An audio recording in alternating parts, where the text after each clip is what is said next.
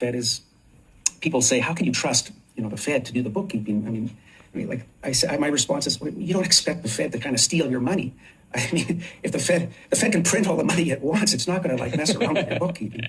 So, we have this big spreadsheet, the blockchain if you want, but it's just managed by the Fed, and it's very cheap, much cheaper than Bitcoin, if you're willing to delegate the responsibility to a third party.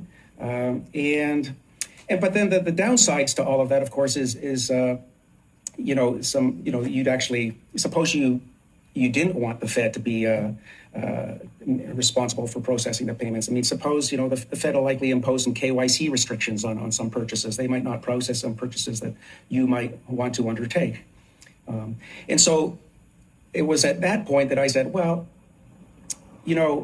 we could, if we wanted to, extend the concept one step further.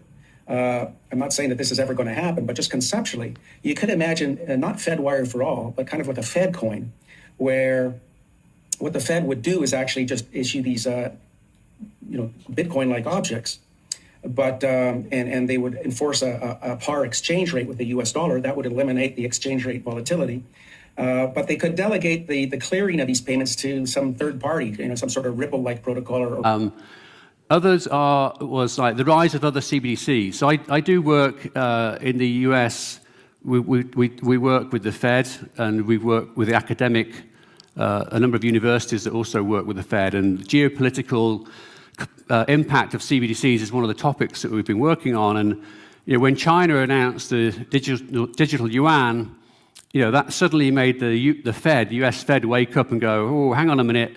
This is scary because the dollar is still the primary currency for global trade, reserve currency, and if the digital yuan becomes widely used outside of China, that could be a threat to the dollar.